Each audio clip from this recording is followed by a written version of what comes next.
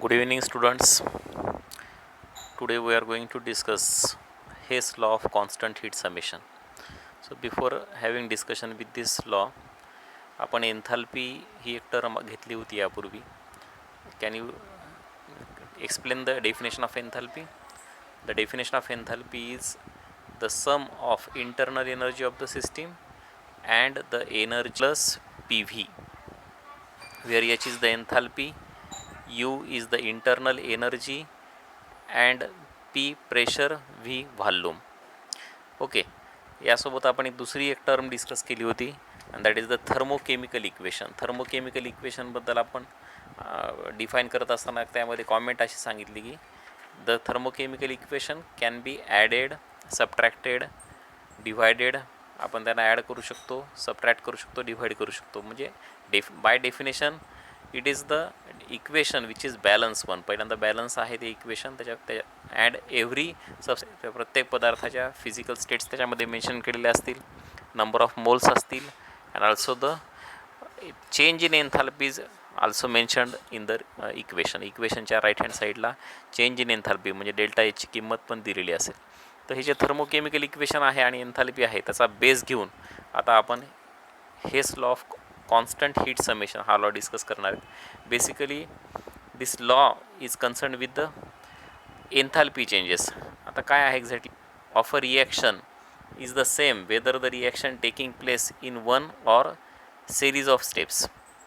बघा, किंवा दुसऱ्या शब्दांमध्ये the law states that overall the enthalpy change of a reaction is equal to the sum of enthalpy changes of individual steps in the reaction. आता याचा meaning काय होतो बघू आपण, की एखादी रिॲक्शन आपल्याला माहिती की रिॲक्शन्स जे आहेत त्या कधी कधी मल्टिपल स्टेप्समध्ये असतात, अनेक स्टेप्समध्ये, 2 स्टेपमध्ये, 3 स्टेप्समध्ये रिॲक्शन घडून येतात. तर कधी काही रिॲक्शन्स अशा असतात की ज्या सिंगल स्टेपमध्ये प्रोडक्ट देतात. मग काही रिॲक्शनचे प्रोडक्ट्स आपल्याला मल्टिपल स्टेप्समध्ये पण मिळतात आणि सिंगल स्टेपमध्ये पण. अशा वेळेला मल्टिपल स्टेप्समध्ये जेव्हा रिॲक्शन घडून येत असते तेव्हा प्रत्येक स्टेपला त्याची एक एन्थाल्पी चेंजची व्हॅल्यू असते, डेल्टा एचची व्हॅल्यू असते. आणि अशा ज्या मल्टिपल स्टेप्स आहेत जेव्हा त्यांना आपण ॲड करतो त्या प्रत्येक एन्थाल्पीची जेव्हा ॲडिशन सबट्रॅक्शन होते त्यावेळेला फायनली जी एन्थाल्पी आपल्याला मिळते that enthalpy of that reaction which when takes place directly from reactant to product. म्हणजे काय, एक साधं उदाहरण मी तुम्हाला सांगतो. सपोज एक ए आहे, ए हा रिॲक्टंट आहे, ए रिॲक्टंटचं कन्व्हर्जन बी ह्या प्रोडक्टमध्ये झालं सपोज, आणि बी हा प्रोडक्ट जो आहे तो परत कन्वर्ट झाला सी ह्या प्रोडक्टमध्ये.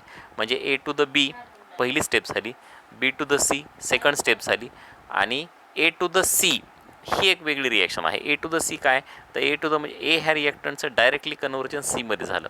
म्हणजे एकतर A to the B, B to the C असं तरी in the multiple steps, or in the direct one step single step A to the C.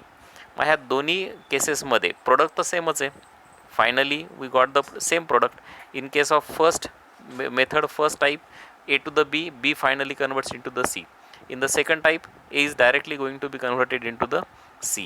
In both the cases, we are getting the product C, which is final one, isn't it?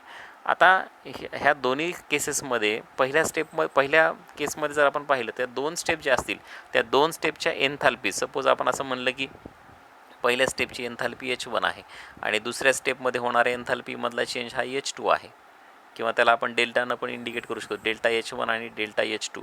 तर ह्या 2 एन्थाल्पीची जी addition असेल that will be equal to delta H value. आणि ही delta H value म्हणजेच काय असेल, ए टू द सी ह्या रिॲक्शनमध्ये ए ह्या रिॲक्टंटचं सीमध्ये कन्व्हर्जन होत असताना होणारा एन्थाल्पीमधला चेंज डेल्टा एच ही value is equal to the sum of the enthalpies of the individual 2 steps. Have got this? ठीक आहे, आपण आता हे समजून घेण्यासाठी एक एक्झाम्पल डिस्कस करू. Here we have the example. आपल्यासमोर एक एक्झाम्पल आहे. कशाचं एक्झाम्पल आहे? Synthesis of NH3. NH3चं सिंथेसिस हे समोर दिसतं आहे आपल्याला. Consider the synthesis of NH3. 2 steps आहेत. In the first step twice of H2 gaseous plus N2 gaseous is equal to twice N2H4 gaseous. हा पहिल्या स्टेपचा प्रोडक्ट आहे. नायट्रोजन आणि हायड्रोजन गॅसचं कॉम्बिनेशन झालं आणि आपल्याला N2H4 हा प्रोडक्ट मिळालेला. तेव्हा होणारा एन्थाल्पीमधला change delta H0 is equal to the plus 95.4 kilojoule. This is the first step. In the second step, the product obtained from the first step N2H4 is going to be react with the H2 to have the product final product twice of NH3 gaseous. In that case, the change in enthalpy value is minus 187.6 kilojoule. दोन वेगळ्या enthalpy values आपल्याला मिळालेल्या आहेत. First plus 95.4 kilojoule and the second one is the minus 187.6 kilojoule. आता हीच reaction जर आपण overall add केली, म्हणजे ॲड करत असताना लक्षात घ्या की रिॲक्शन जेव्हा आपण ॲड करतो it is the thermochemical equation. हे थर्मोकेमिकल इक्वेशन आहे आणि आपण आता सांगितल्याप्रमाणे it can be added, subtracted or divided like the algebraic equation. Mathematical इक्वेशनसारखे आपण त्याची बेरीज वजाबाकी डिव्हिजन करू शकतो.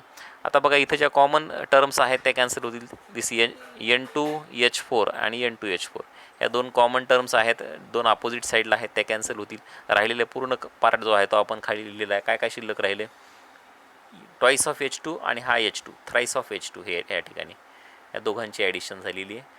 थ्राईस ऑफ H2 आणि पहिल्या स्टेपमधला N2 gaseous is which is equal to twice of NH3. This is also the balance equation. बघा चेक करा.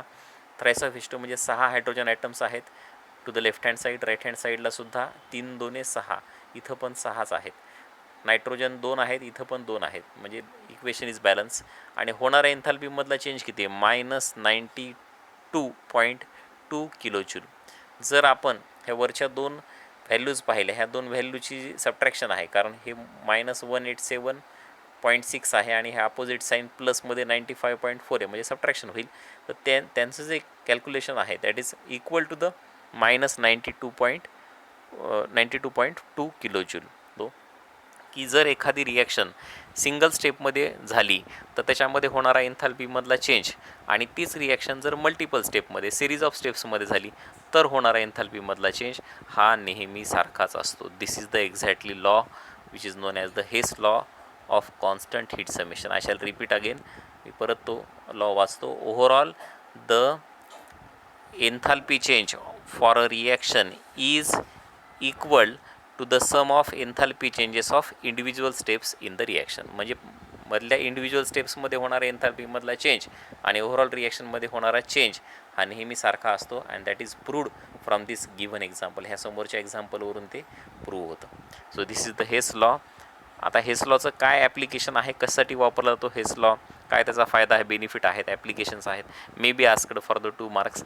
The first thing is that Hess law is useful to calculate the enthalpy change or enthalpy of the reaction which do not occur directly.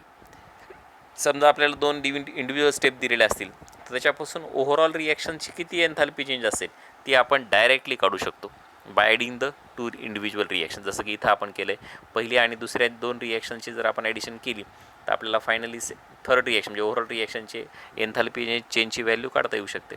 त्याचप्रमाणे it can B used to calculate the enthalpy of formation, enthalpy of combustion. Formation म्हणजे एखादा product तयार होण्यासाठी होणारा एन्थाल्पीमधला change, किंवा combustion that is एखादा product, एखादा कंपाऊंड जळण्यासाठी, बर्न्ट होण्यासाठी ऑक्सिजनच्या प्रेझेन्सीमध्ये होणारा एन्थाल्पीमधला चेंज, यांचे व्हॅल्यूज काढण्यासाठी we can use the Hess law.